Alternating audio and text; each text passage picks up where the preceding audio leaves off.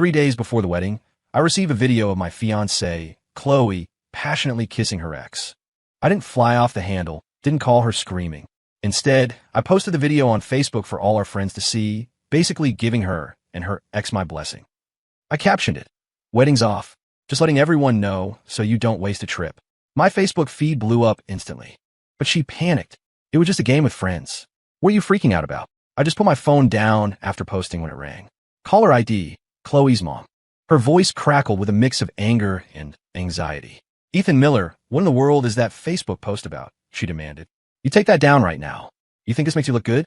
Listen to me, the wedding is still on. We can't let ourselves become a laughingstock." A cold smirk touched my lips. "Ma'am," I said, a chill in my voice, "your daughter cheated on me. Now the wedding's off. You should probably figure out how you're going to explain to the neighbors why you have a daughter like that. If you can't spin it right, well, people talk and it won't be pretty." Chloe's mom started yelling, her voice shrill enough to pierce my eardrums. "Ethan Miller, you're trying to ruin our Chloe." I didn't wait to hear the rest of her helpless rage. I just hung up. When she called back, I ignored it. I knew some decisions, once made, were final. There was no going back. Later, I gave my parents the short version, told them I was serious about canceling the wedding, that I wasn't just being impulsive. They didn't ask too many questions, just quietly supported me. Right now, they were busy fielding calls from relatives and friends. An hour later, Chloe burst through the door, breathless. She leaned against the doorframe, panting, her face flushed, whether from alcohol or running, I couldn't tell. "Ethan Miller, what's the meaning of this? You don't want to get married anymore." "I thought my Facebook post was pretty clear," I said, my face a mask. I was fighting back a surge of bitterness, terrified it would break through. "If you didn't get it, maybe you need a remedial reading comprehension class." It was time to rip off the Band-Aid, make a clean break. This was it. This was the end of us. I remembered when her ex, Liam, came back into the picture. Someone had warned me, said there was something fishy going on between them. At first, I dismissed it as nonsense. A relationship from that long ago? Surely, as adults, they'd both moved on. Turns out, I was the naive one. The fool. How could I believe that two people who were once so in love could just be friends after breaking up? If exes kept seeing each other, it was almost inevitable they'd hook up again at some point. All that love, all that time, I thought with a sigh, completely wasted. I nudged the suitcase at my feet with my toe, my eyes filled with disgust. Just looking at Chloe, at her disheveled state, made anger simmer inside me. "Since we're getting a divorce," I said, my voice devoid of warmth, "you obviously have no reason to keep living here. Your stuff is already packed." Chloe, usually so high and mighty, actually looked flustered. A flicker of panic crossed her eyes. She clearly hadn't expected me to be this decisive. "Ethan, listen to me," she pleaded, her voice a mix of hurt and indignation. "It was just a stupid game with friends, just a kiss." I shot back, "Oh, really? So, it's okay if I go around kissing other people? Maybe sleep with them too?" My voice rose, sharper than I intended. Chloe stared, speechless. She obviously hadn't expected that question. After a moment, her tone shifted, becoming accusatory. "You have to look at the specific situation, Ethan. Can you please not be so unreasonable?" Unreasonable, right? Specific situation. She made betrayal sound so logical, so defensible. She would have made a great politician, spinning things like that. Too bad she didn't use those skills for something more constructive, like acing the LSATs. The thought was a bitter scoff in my mind. Her excuses were making me sick. I'm being unreasonable. I sneered, grabbed a bag of her clothes, and tossed it at her feet.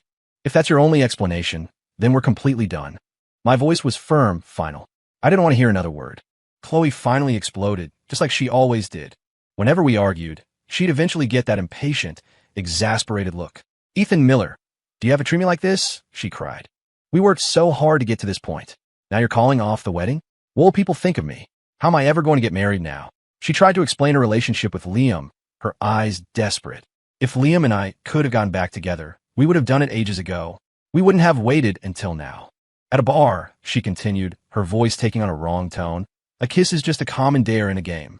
I don't even know what you're so upset about." And in that moment, I think I finally understood why we were never going to make it. In her eyes, kissing another guy, a friend, was just a game. I guess I was just too old-fashioned, too out of touch. What was next? If I found out a kid wasn't mine, maybe she'd call it being progressive or some new modern trend.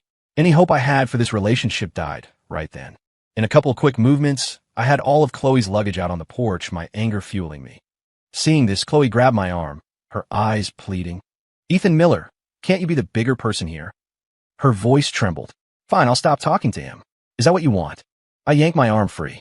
Just as I was about to speak, Liam Walker's footsteps approached, his voice drifting towards us. Ethan, I think you've misunderstood. We really are just friends. I wished it was a misunderstanding, but I couldn't lie to myself, not about what I'd seen with my own eyes. Maybe it was my fault for having such sharp eyes, or for my phone not conveniently breaking at that exact moment.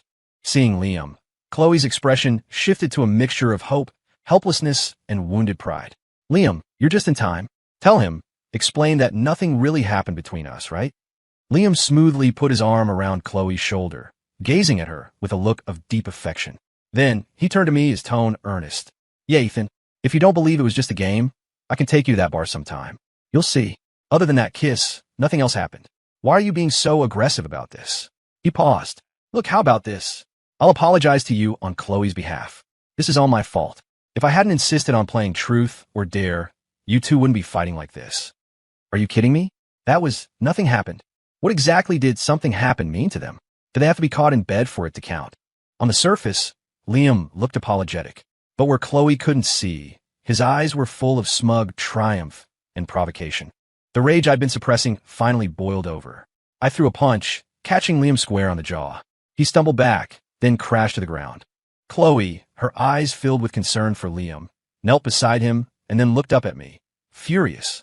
Ethan Miller, no matter how upset you are, you can't take it out on Liam. Apologize to him right now. He just came over to explain. Why would you hit him for no reason? Looking at the two of them huddled together on the ground, it suddenly clicked. They were both innocent, and I was the only one at fault. Apparently, this whole mess was because I was too petty, not magnanimous enough. I was just supposed to grit my teeth and let my fiancée get kissed by other men. Maybe other guys could do that, but I couldn't. I guess I was that small-minded. I closed my eyes for a moment, not wanting to say another word to these two cheating scumbags. I was afraid I'd lose control and really hurt one of them, landing myself in a world of trouble. Ruining my life over people like this? Absolutely not worth it. Memories of my time with Chloe flashed before my eyes, quick as a summer storm. Chloe and I met at a friend's wedding. She was a bridesmaid, I was a groomsman. We'd both graduated college about a year before and were new to the workforce. Our friends jokingly nudged us. You two look great together. You should just get together. We laughed it off, both declining politely. But who knew? From that day on, our story truly began. Back then, my family had just arranged for me to start learning the ropes at a small subsidiary of their corporation. Chloe happened to get a job at that same small company. Over time, as we got to know each other, love slowly blossomed. In our third year together, Chloe told me she'd had a serious boyfriend in college. They'd broken up amicably after graduation because of long distance. I didn't think much of it at the time. Who doesn't have an ex? A few more years passed, and it just felt like the natural next step to get legally married. Thinking back now, maybe I was just a rebound for her, a tool to help her get over her heartache. The thought was sickeningly absurd. That evening, feeling completely dejected, I drove to my parents' house. The whole way, the day's events replayed in my mind. I just couldn't believe it. What kind of game required kissing someone else? I couldn't wrap my head around it. When I got home, Mom pulled me into a hug, her voice soft and comforting. It's okay, son. You don't have to explain anything. This isn't your fault. She continued. We've already spoken to our relatives and friends, explained the situation. They understand. And even if they say something, don't pay any attention to it. That's just life, you know? Sometimes you're the one people are talking about. Sometimes it's someone else. Her words were a balm to my raw emotions, and tears welled up. My eyes were red. I'm sorry, Mom. I choked out, guilt heavy in my chest. I'm sorry for putting you and Dad through this. Dad came out of the kitchen holding a platter with a perfectly cooked pot roast, and he deliberately lightened the mood. Hey, kiddo, is this the first time your mom and I've had to clean up one of your messes? Remember when you broke your grandma's bracelet, the one she'd worn for 10 years? Who took the blame for that one, huh? I did, and I got an earful from Grandma for it. Dad's story brought back memories of my childhood troublemaking, and a wave of nostalgia, mixed with a little sadness, washed over me. Mom picked up where Dad left off, a gentle smile on her face. And don't forget the time you cut up your sister's favorite dress when you were little. It took me days to calm her down. Her reminiscence eased the tension in the room a bit. Yes, growing up, my parents had always been this understanding, this forgiving. Time, after I'd messed up, they were there to help me fix things, to clean up my messes. Looking at the lines etched on their faces, an involuntary pang of sadness hit me. I'd really thought I'd found a good woman, someone they'd be happy to call a daughter-in-law. But then, for this to happen right before the wedding, I let them down again. I knew my actions would inevitably lead to some gossip among relatives and friends, but my parents were still bravely facing it, explaining things calmly. I silently vowed to myself that from now on, I would do everything I could to take care of them, to make sure they never had to worry about me like this again. The next morning, while we were having breakfast, Chloe's family showed up uninvited. As soon as Chloe's mom saw my mother, a flicker of unease crossed her face, but she quickly masked it. "Well, hello there, everyone," she chirped, trying to dispel the awkwardness. "About Ethan's Facebook post last night. He really was a bit impulsive, wasn't he?" Chloe's mom continued, her tone a blend of reproach and excuse-making. I wondered how much of what she was saying was actually true. I had a serious talk with Chloe last night, and she promised she'll have absolutely no more contact with Liam, she went on. "So about the wedding in 2 days. Can we still go ahead with it as planned?" Her voice became cautious, her eyes hopeful. My mom pressed her fingers to her forehead, feigning distress. "Oh, dear, you see? You should have said something sooner. I've already called all our relatives and friends and told them not to come." She sighed. "This wedding, I think it's best we just call it off. Some things just aren't meant to be, and it's better not to force them." Chloe's mom protested, "But they're so good together. How can it not be meant to be?" My mom's gaze flickered towards Chloe, a look of disdain mixed with contempt. "I saw the video. It seems to me your daughter isn't all that keen on marrying into our family." My mom's words hung in the air, making the atmosphere even more tense. The moment Chloe heard that, her face went white, and she dropped to her knees. "Mom," she cried, addressing my mother, "I really know I was wrong. I'll never see him again, I swear. You love my lasagna, right? I'll make it for you every single day. I won't go anywhere." My mom let out a deep sigh. "Many people can make a good lasagna, Chloe, but I only have room for one daughter-in-law, and it's very clear you're not cut out for the role." My mom's words crushed Chloe. She lowered her head, tears streaming down her face. Smack! Chloe's mother slapped her across the face, the sound sharp and loud. "Chloe Davis, apologize to your mother-in-law properly, right now." Her voice was a furious, urgent hiss, her eyes filled with a desperate helplessness. Chloe looked stunned for a second, then, as if on cue, burst into hysterical tears and grabbed my mom's legs, her face a mask of remorse. "Mom, I'm so sorry. I'll be good from now on, I promise. I'll make things work with Ethan. Please, please don't hate me." At this point, Chloe's mom also chimed in anxiously. "You can't just let the kids make these decisions on their own. As elders, it's our responsibility to guide them. Young people are impulsive. They make mistakes." My mom drew herself up, an air of authority radiating from her, her eyes ice cold as she cut Chloe's mother off. "And you can stop calling me family. I can't accept that title from you."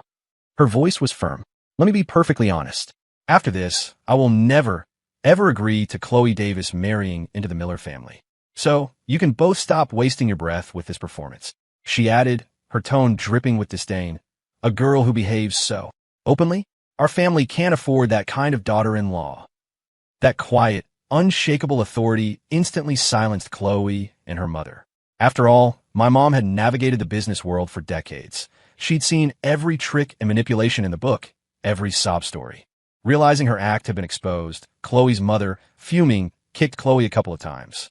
"You're useless," she seethed. "Good for nothing, but messing things up. I don't know who you get your trampy ways from."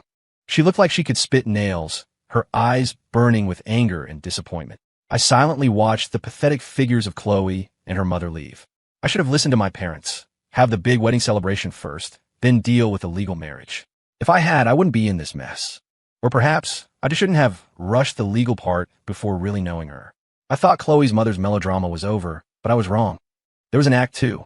The day before the now-canceled wedding, she showed up at my office and actually knelt before me. The suddenness of it caught me completely off guard. I had no idea what she was trying to pull. Was this some kind of guilt trip? With tears and snot running down her face, she wailed, "Ethan, I'm begging you, as her mother, well, almost mother-in-law, let's both compromise. We don't have to have the big wedding ceremony." "But you absolutely cannot divorce her," she cried, her voice thick with desperation and a feigned helplessness. "If you divorce her, what will happen to our Chloe? Everyone knows she was messing around with her ex. Who will ever marry her now?" I knew exactly why she was so desperate for Chloe to marry me. It wasn't just about Chloe's reputation. Chloe had a younger brother, and she'd grown up in a family that clearly favored the son. Her mother was counting on Chloe marrying well to help secure a good future, or rather, a a financial windfall for her precious boy, probably hoping to get him a cushy job or a handout. I smirked inwardly. Her motives were transparent. Mrs. Davis, I said, trying to keep my voice even, please get up. It's over between your daughter and me. You know, I continued. Liam Walker is actually doing pretty well for himself financially these days. You don't have to force Chloe to marry me. Since they clearly can't forget each other, why don't you just let them be together? Wouldn't that make everyone happy? The moment Chloe's mom heard the word money, her eyes lit up like a Christmas tree. She'd originally broken Chloe and Liam up because she thought Liam was too poor. Now, she hesitated. No, she said, though the greed flickered. He can't possibly compare to you. My son-in-law can only be you. Seeing that she was as stubborn as a mule and wouldn't listen to reason, I had to get harsh. Get out, I said firmly. If you insist on this, I'm calling security. She scoffed. Call them. This is a domestic dispute, a civil matter at best. They can't arrest me for this. I felt a surge of frustration. She was right. The police or security would probably just issue a warning. Thinking quickly, I leaned down and whispered a few sentences in her ear. She scrambled to her feet instantly, her face a mask of venomous resentment, and left without another word, not even looking back. Actually, her weak spot was easy to find. She doted on her son, right? The only reason she was willing to kneel and beg me for Chloe's sake was because she hoped her son could use Chloe as a stepping stone to eventually land a job at Miller Worldwide, my family's company. I simply used her son as leverage, and she panicked and fled. In her eyes, it didn't matter who her son-in-law was, as long as he had money. Watching her retreating figure, I couldn't help but feel a pang of pity for Chloe, having a mother like that. Right now, though, I was incredibly relieved that the wedding was off. And thank God Chloe and I didn't have any children. If we did, who knows what kind of drama her mother would stir up using a child as a pawn. After work, I ran into Chloe waiting by the entrance of my office building. Her silhouette looked a little forlorn against the setting sun, but I felt not a shred of pity. Ethan, can we talk? Her voice was a strained plea. I shook my head, exasperated. These two, mother and daughter, were like a bad rash I couldn't get rid of. Talk about what? Besides the divorce, what else is there for us to discuss? Chloe's voice cracked, on the verge of tears, and she fell back on her usual excuse. Ethan, nothing really happened between him and me. That night, it was all an accident, but I had zero interest in hearing it again. A sarcastic smile played on my lips as I looked at her, incredulous. An accident? Who do you think would believe that? Do you think I've gone prematurely senile? Or have you been watching too many cheesy soap operas? I continued. I'm sorry, I'm not that much of a romantic fool. One betrayal usually leads to countless more. The risk is too high. I don't want to wake up one day and find out my kid isn't even mine. If you actually had the guts to own up to what you did, I might at least respect you for being honest about who you are and what you want. My words clearly hit a nerve. Chloe looked flustered, her eyes darting around in panic. Chloe, seeing my cold indifference, seemed to decide to throw a Hail Mary, or maybe just throw a tantrum. Ethan Miller, let's just ignore the facts for a moment. Okay? She shrieked, her voice escalating as she tried to shift the blame onto me. If we're in this mess, don't you think you have some fault in it too? If you hadn't been so impulsive and called off the wedding, we could have totally gone back to how things were. I was genuinely stunned. I couldn't believe she'd actually say something so ludicrous. Ignore the facts? Did people like this actually exist? If you ignored the facts, what was there left to even talk about? My own anger flared. Chloe, you're being ridiculous, and frankly, your attempts to twist this are disgusting. I'm basically giving you and Leah my blessing to be together. So what are you even crying about? Isn't this what you wanted all along? Her aggressive posture deflated instantly, and her face went deathly pale. She stammered, her eyes pleading, Ethan, it's not like that. The person I love is you. I closed my eyes, took a deep breath to calm myself, then opened them to meet Chloe's desperate gaze. All these years, I thought I'd been a good boyfriend, a good fiancé. For her, I deliberately kept my distance from other women, just so she wouldn't get jealous. Unlike some other guys with money, I hadn't messed around. Instead, the first chance I got, I proposed, wanting to give her a home, a future. I pulled the divorce papers, which I had drawn up over the past 2 days from my briefcase. Take a look at these. If you have any questions, call me. I'll have my lawyer discuss it with you. Chloe's hands trembled. She reached out, then pulled back. I thrust the papers into her hand, turned, and walked away without another glance. In the past couple of days, I'd come to a clear realization. You can't hold on to a woman who's determined to play around. Better to make a clean break now than to wait for her to cheat on me again and make a complete fool out of me down the line. If you can't hold on to sand, you might as well just let it slip through your fingers. The next day, I received a text from Chloe. Divorce papers signed. See you at the courthouse in a month. A wave of relief washed over me. This whole tangled mess of a relationship was finally coming to an end. The wedding, of course, never happened. Everyone knew why. A month flew by. I heard that during that time, Chloe's mom had been relentlessly brainwashing her, aggressively pushing her to get together with Liam. The day we got our divorce finalized, Chloe turned right around and married Liam. I just smiled faintly when I heard, not really caring, and even offered them a polite, if distant, congratulations through a mutual friend. I never expected that just 2 months later, Chloe would swallow her pride and seek me out again. That night, I'd worked late. As I was walking out of the office building, I saw her standing by the fountain in the plaza. Her silhouette looked lonely in the dim light, but I felt nothing. "Ethan," she said, her voice hesitant, hopeful. "How have you been?" "Fine," I replied calmly, enjoying my freedom. Seeing Chloe again stirred nothing in me. I didn't linger, just headed towards the parking garage. Chloe trailed slowly behind me, tears welling in her eyes. Then she called out, her voice louder, "Ethan, Liam and I are planning our wedding celebration. I know you don't want to see me," she rushed on, "but I really miss you. Can we try again?" I paused and turned back. "Well, congratulations then." She sounded desperate. "Ethan, you know I didn't come here tonight to hear you congratulate me, or to show off. I came because I didn't want to hear any more of it." I cut her off sharply. "Chloe, this is just pathetic. You're about to celebrate your marriage to another man, and you're out here chasing after me. Seriously, a leopard can't change its spots. Get lost." I added, "I don't want anyone getting the wrong idea that there's still something between us, and I have zero interest in being the other guy in your drama." Chloe looked like I'd slapped her. Her face crumpled, and she seemed to deflate, muttering to herself as if in a daze. "All this time, I haven't forgotten you. I truly regret everything. Just say the word, Ethan, and I'll call off the whole thing with Liam. We can run away together, just us." That night, I honestly don't know what happened. I don't know how I ended up like that with him. When he first came back and started contacting me, I explicitly rejected him. But then he just kept messaging me, so I eventually... Her voice trailed off.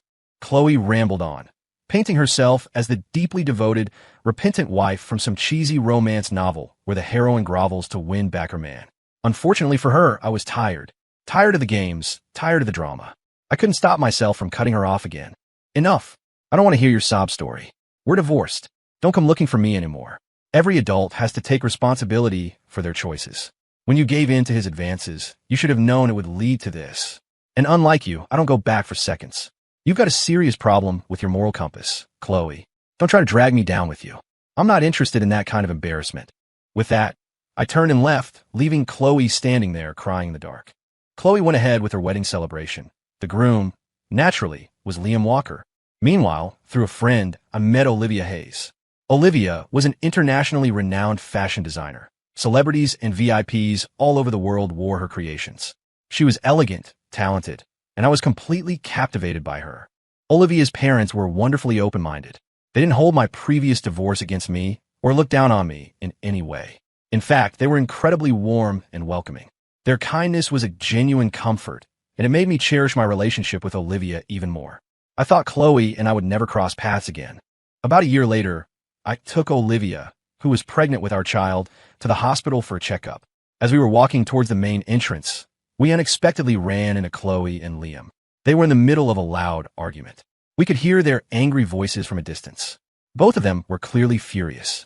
"Liam, if this treatment doesn't work this time, we're getting a divorce," Chloe was saying, wiping tears from her eyes, her voice choked with frustration. "I am sick and tired of your mother constantly calling me a barren hen." Liam shot back, his voice dripping with sarcasm and contempt. "Oh, so now you're too good for me, Chloe? You think I'm not good enough anymore, huh?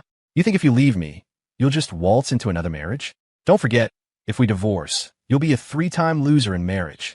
What man will want a woman on her 3rd try, damaged goods like you? You should be grateful I even put up with you." His verbal assault was brutal. Chloe, enraged, slapped Liam hard across the face. "You think I wanted to marry you? If you hadn't been such a low-down, dirty snake and sent that disgusting video to Ethan, do you think he and I would have ended up like this?" Finally, the truth comes out. You're still hung up on that pretty boy, aren't you? You want a divorce? Fine, I'll give you one. Olivia and I happened to walk by just as they were shouting these words. I was helping Olivia who was showing her pregnancy. Chloe and Liam were so wrapped up in their fight, they didn't even notice us. Later, we heard the backstory. After they got married, they'd been unable to conceive. Their families, especially Liam's, were constantly pressuring them. They've been to several hospitals for fertility treatments, even tried various folk remedies, but nothing worked. A few months after that public fight, Liam's company was reported for tax evasion. During the investigation, the authorities also uncovered evidence that Liam and his associates were involved in an illegal fundraising scheme. The company eventually collapsed, and several key executives, including Liam, were arrested. The person who reported them? Chloe. She had asked Liam for a divorce, but he'd adamantly refused. One night, Liam came home drunk and became physically and verbally abusive. In a fit of anger and desperation, Chloe had anonymously reported his company for tax evasion. That's what led to the whole takedown. Afterward, Chloe filed for divorce, and the court granted it. So, Chloe was free again. But from what I heard, being divorced didn't exactly make her life any better. One day, I was at the hospital with my mom for one of her appointments. And there, once again, was Chloe Davis in the middle of a screaming match. This time, her opponent was her own mother. I swear, I felt like an NPC in a video game. Twice I come to this hospital, and twice I trigger the Chloe's public meltdown side quest. Mrs. Davis was furious. You'll marry him whether you like it or not. He's offering $10,000 cash as a gift. Chloe shrieked back. He's old enough to be Mr. Henderson's father from next door. How can I marry someone like that? A 3-time divorcee like you doesn't get to be picky, her mother retorted. You're lucky anyone even wants you. In 2 days, you're moving in with him. No wedding ceremony. It's a waste of money. I don't know what sins I committed in a past life to have such a useless, money-draining daughter. It's utterly humiliating. Chloe immediately fired back. If I'm such a drain on your finances, why don't you ask your precious son to take you to your doctor's appointments? I'm the only one willing to look after you. Your son is probably just waiting for you to die, so he can get his hands on whatever you have. Mrs. Davis exploded like a firecracker. She lunged forward, grabbed a fistful of Chloe's hair, and started spewing obscenities. You dare wish me dead?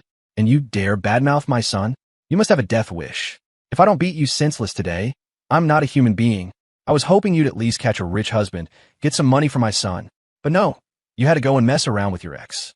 If it weren't for you, my son would be a top executive at Miller Worldwide by now.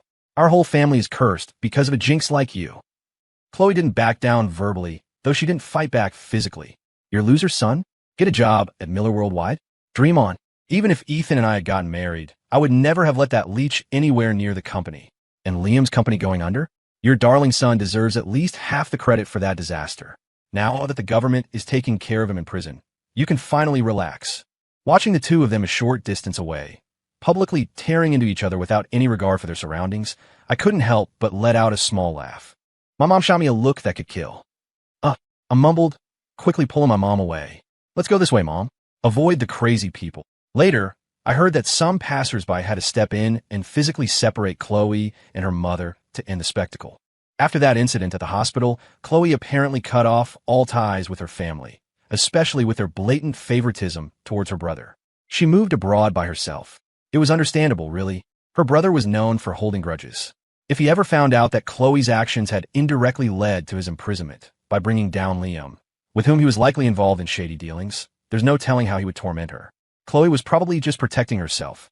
30 years later, Olivia and I were traveling overseas. We were having dinner at a Chinese-American restaurant, and I saw her. Chloe. We both recognized each other instantly. Our eyes met for a brief moment. Other than the polite exchange when she took our order, we didn't speak. Later, Olivia asked, "Wasn't that your ex-wife?" I nodded. Yeah, no point in hiding it. Olivia smiled, a teasing glint in her eyes. 30 years later, any thoughts of rekindling an old flame? A touching, silver-haired romance to make up for past regrets. I threw my hands up in mock surrender. Honey, please don't tease an old man. I'm practically halfway in the grave. What energy do I have for some dramatic affair? Olivia laughed. Just kidding. But if you really wanted to, I'd give you my blessing.